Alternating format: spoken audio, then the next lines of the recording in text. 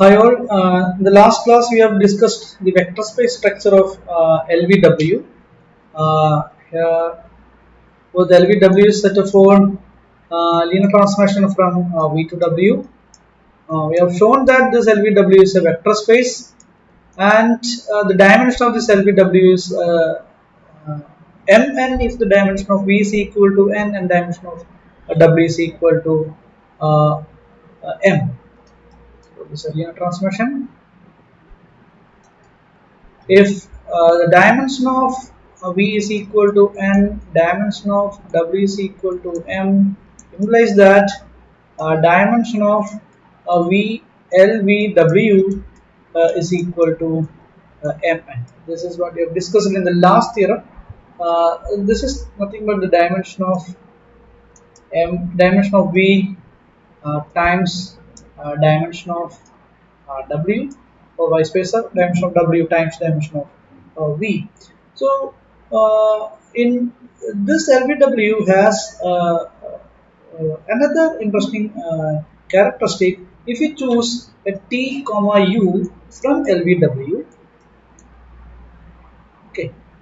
If you consider the case, this is not from LVW, so we consider uh, three vector spaces V, W, and Z. Okay, these are three vector spaces. All are defined over a common field F. This is the idea, and there is two interesting linear transformations. This T from this T and U. This is V, and this is W, and this is Z. We define a transformation from V to W, say T, and W to Z, say U. We have two different linear transformations. Okay, now we define UT. Okay, this is U composition T.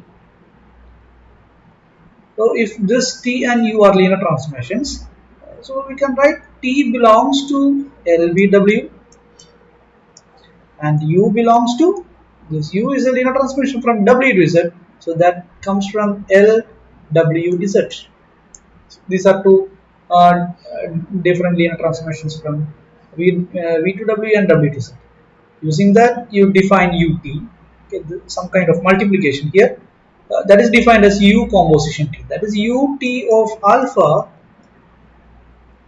This UT of alpha, this alpha is an element of V. Then you can evaluate T alpha first. The T alpha is always an element of W, and U is defined on every element of W. So this is U of T alpha. Okay, this is for every alpha belongs to V. So this defines a function from this V to Z. Okay, so UT, say U composition T, it's a function from V to W. Okay, in theorem 6, we have theorem 6. In theorem 6, we claim that this UT is again a linear transformation. Okay, theorem 6 says that UT is a linear transformation from V into W. We will prove this. To prove, we consider UT of C alpha plus beta, where C is a scalar comes from this F, and alpha and beta are elements of V. Now, by definition, this is U of T of C alpha plus beta, that is equal to U of C times T alpha plus T beta, because this T is a linear transformation. So that is equal to, since U is a linear transformation, you can write C times U of T alpha plus U of T beta, that is equal to C times U of T alpha is UT of alpha, and U of T beta is UT of beta.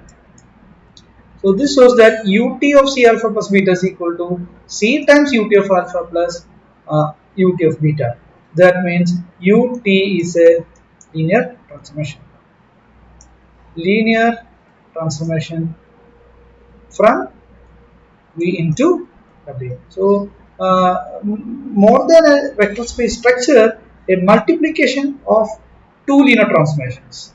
Okay, in general, in a vector space, you are not supposed to get a multiplication of vectors. But if you consider this is a vector space and T linear transformations are the vectors of this vector space, then you can define a multiplication more than a vector space structure. You can define multiplication of vectors in this vector space on this LVW. So this is the unique characteristic of this LVW.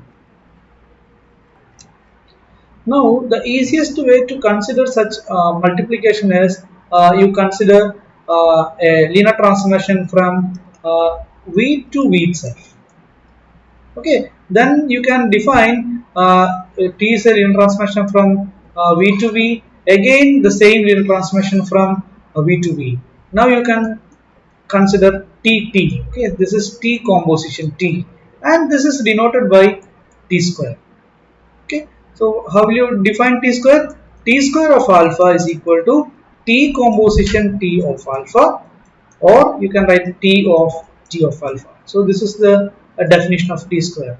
Whenever you consider set of all linear transformation from V to V, okay, this is set of all linear transformation from V to V. This T is linear. We call this set as L of V. So this is, it is enough to write this V to denote set of all linear transformation from V to V. This is a notation. So elements of this L of V are called linear operator. Okay. So linear, you can define linear operator is a linear transformation from V to V. From V into V.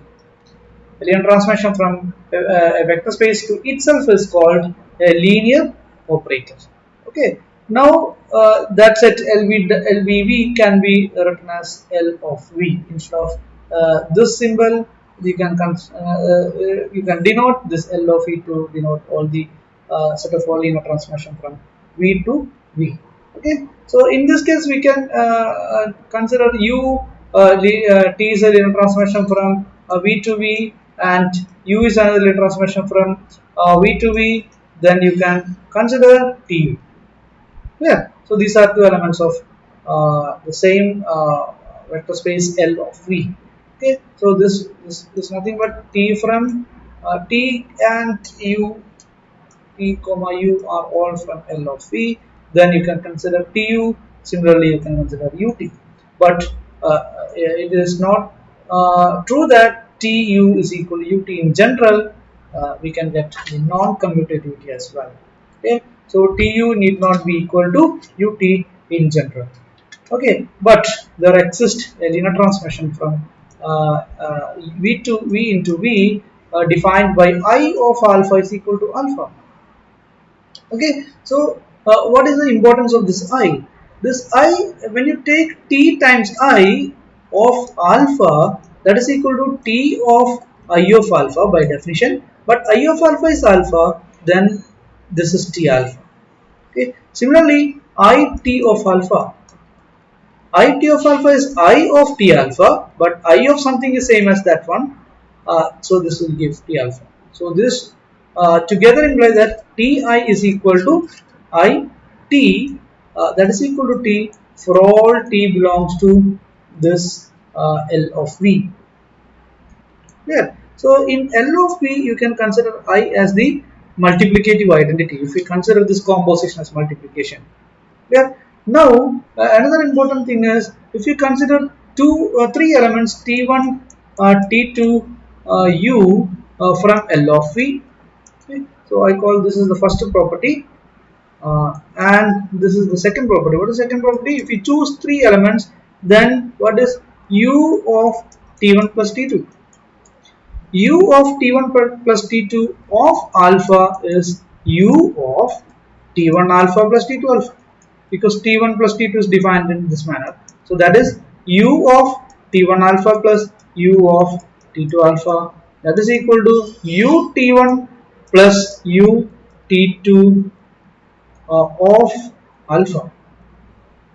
Okay, so this was that ut1 plus t2, when you multiply u with this you can get ut1 plus ut2.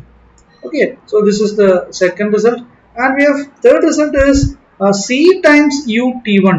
You consider this of alpha, that is by definition this is equal to c times ut1 of alpha or ut of alpha. Anyway, this is same as c times u of t1 of alpha. Okay, but this is same as cu times t1. You evaluate this of alpha, you can get c of u of t1 alpha. Similarly, this is same as u of c t1 of alpha. Okay, this is again u of c1 t1 of alpha, that is c times t1 alpha. This is same as c times u t1 of alpha.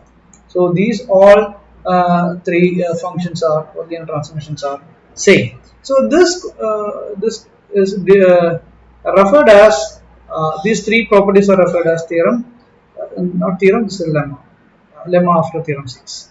Okay, this is lemma, this A, B, C. A is t times I, or u times I of alpha is equal to u for all u. Okay, and the second condition is t1, u times t1 plus t2 is same as this u t1 plus u t2. All the you can multiply it with from the right. So t1 plus t2 times u will give the same thing, t1 u plus t2. Okay, so this defines this proves lemma after theorem 6. After this lemma, there are a couple of examples. Example 8. There are 3 examples. Example 8, 9, 10. So you need to go through all these examples, and these are worked out examples. You can easily understand these examples. And the next class we will discuss the property of linear operator separately.